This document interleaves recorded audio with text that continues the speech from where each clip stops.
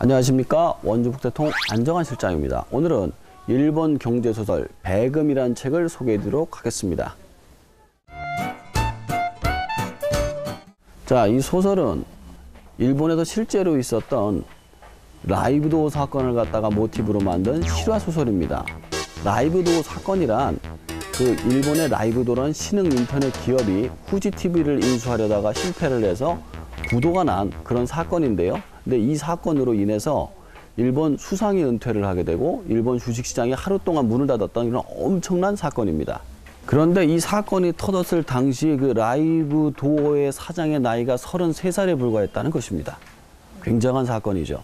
근데 이 사건을 모티브로 해서 이 실화소설을 쓰게 된 것입니다.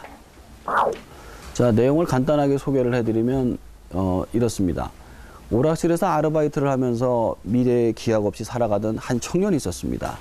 근데 어느 날 돈 많은 아저씨가 와가지고 그 동네 애들한테 돈을 풀면서 친해지게 되죠. 그리고 나서는 어느 날 공원에서 비둘기에게 빵가루를 나눠주면서 같이 친해지게 됩니다. 그런데 이 비둘기에게 그 빵가루를 나눠주는 아저씨가 이렇게 얘기를 해요. 혹시 비둘기볼을 알아? 비둘기볼이란 빵가루를 나눠주게 되면은 비둘기들이 막 달려들지 않습니까? 달려들 때 튕겨져 나가는 비둘기들을 보고 말하는 겁니다. 이제 그러면서 이렇게 얘기를 하죠. 우리 인생이 저 비둘기하고 같다. 저렇게 살지 않고 멋있게 살고 싶지 않냐라고 얘기를 합니다. 그러면서 내가 너에게 이 세상 최고의 쾌락을 가르쳐 주겠다 그러면 데리고 가죠. 그러면서 그 도쿄 중심에 있는 초고층 빌딩의 맨 꼭대기에 있는 음식점에 데리고 갑니다. 그 속에서 엄청나게 비싼 와인과 음식과 여자들을 갖다가 보여주게 되죠. 그리고 주인공은 그때 정말 정신을 잃을 정도로 어떤 쾌락을 맛보게 됩니다. 그러면서 이 아저씨가 주인공에게 물어봅니다. 얼마나 부자가 되고 싶냐?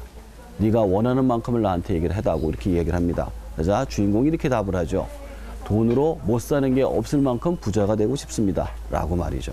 그리고 주인공이 이렇게 얘기합니다. 나는 악마와 계약을 맺었다. 라고 말이죠. 이제 보통 소설 같은 경우는 여기서 이야기를 뻥튀기 해가지고 그냥 갑니다. 부자가 됐다고. 근데 그렇지가 않았어요. 이 소설 같은 경우에는 아저씨는 주인공에게 500만 원을 줍니다. 우리나라 돈으로 5천만 원이죠. 그걸 주면서 사업 아이템을 가지고 오라고 이야기를 하죠. 주인공은 곰곰이 생각을 합니다. 내가 가지고 있는 기술로 할 수 있는 사업이 무엇일까 고민을 하다가 비둘기를 다시 생각합니다. 비둘기 중에 전서구라는 게 있거든요. 근데 이 전서구 같은 경우에는 수십 킬로, 수백 킬로를 날아가도 반드시 돌아옵니다. 그 이유가 뭐냐면은 집에서 밥을 먹어야 되기 때문에, 모이를 먹기 때문에 그렇다는 것이죠. 그래서 이걸 가지고 어떻게 핸드폰으로 게임을 만들 수 없을까 고민을 하다가 핸드폰으로 밖에 나가서는 전서구를 날리고 집에서 키우는 다마고치 플러스 전서구 게임을 만듭니다. 그런데 이걸 가지고 아저씨한테 찾아가니까 아저씨가 이렇게 얘기를 하죠. 다 좋은데 너 같으면 이거 돈 주고 사겠니? 라고 묻습니다. 생각을 해보니까 살 것 같지가 않아요. 그러면서 이렇게 얘기를 하죠. 사람들은 특별한 물건을 사는 것이 아니라 자신한테 익숙한 물건을 산다.